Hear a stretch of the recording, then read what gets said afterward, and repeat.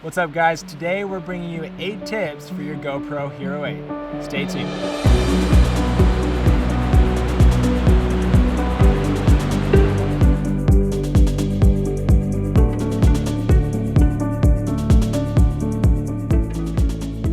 What's up guys, my name is Josiah Martin and I'm the Alaskan Outsider. I love getting out in this great state of Alaska and going on as many adventures as I can.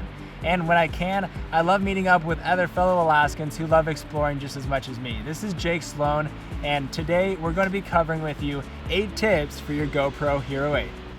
So one of the things about action cameras is their sensors are really small and they really work best when you're in really bright light. But if the bright light is behind you, you're going to look like a dark shadowy figure. So one of the best things you can do is make sure you have good light coming on the front side of you so that when you're out there vlogging, because everybody's vlogging or taking selfies, you get really good quality light, and the image quality that you get on your action camera or your GoPro is going to be the best you can possibly get. Yeah, a lot of times the advice from videographers is to backlight your subject. You get a nice halo effect with DSLR cameras. However, because the sensor is so small, you're just going to have blown out highlights and you're not going to be able to expose properly for the face, which is just going to be really dark and silhouette-y. And speaking of framing your subject, we're going to talk about tip number 2, which is how to utilize a wide-angle lens on your GoPro. GoPros are fantastic for action sports, scenery, and so many uses, but because of their fisheye lens, you can get quite a bit of distortion. And so when you're trying to film a person, distorting your subject is not ideal. Basically, you won't want to be standing closer than 4 feet away from your person, and you want to keep them centered in the frame. If you get them on the side of the frame, like rule of thirds, the closer to the side of that frame is, the more the distortion will be. So basically you want to keep your subject centered. The closer to the left or right side of the screen they are, the more distorted and unusable the footage will be.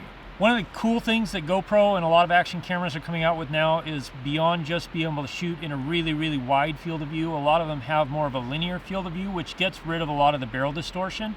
And so if you're going to be filming a subject that's really close, or you're going to be hand holding it, see if you have the option to get rid of the barrel distortion, or in the case of GoPro, use the linear mode.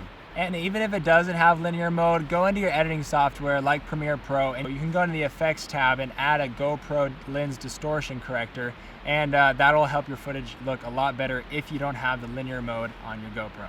Another great thing about action cameras, and especially GoPro, is that you have the option to use some really great slow motion footage. But to get the best for your slow motion footage is you need to be filming something that's actually a really fast action, or it doesn't look nearly as cool and as epic as you might think it would. And you also need to be in really bright light, because the more slow motion it is, the faster the shutter speed has to be, and the more light you're going to need to make that footage look epic. One thing about slow motion is that it's being overused way too much on YouTube. People just put their camera in slow motion and then film their entire story in slow motion. It really takes away from that video that could really use slow motion. So when in doubt, just film regular 24 frames per second, and that'll really make your slow motion footage stand out. Like, let's say I'm just unicycling over the rocks, but then I jump. And when you have that close angle of me jumping, putting that in slow motion will actually highlight and intensify the motion, and it'll make it stand out from the video. Yeah, slow motion is definitely not something you want to overuse. The one advantage that the GoPro Hero 8 brings to the table now is that you have stabilization in all frame rates. When I was using the GoPro Hero 7, I would film typically in 4K 60 frames, and that was stabilized. But if I wanted to go super slow motion with 240 frames, it wouldn't be stabilized. And that was kind of a bummer, because 120 is slow, but then I'm really sacrificing video quality at 1080p. Another great improvement that GoPro's made with the Hero 8 is that now you can program presets that allow you to switch really quickly between, say, your regular 24 or 30 frames per second to your slow motion at 60, 120, or 240. So it makes switching between your regular speed film and your slow motion film really fast and really easy on the GoPro Hero 8. So now for tip number 4, we're going to be talking a little bit about the new settings in the GoPro Hero 8. The GoPro Hero 8 allows you to film in a high bit rate. So our suggestion for you is 100%, go into the settings and flip that to high bit rate. And that way, in post-production, you can move your highlights around. You can bring the bright highlights down. You can bring the dark shadows up a little bit more.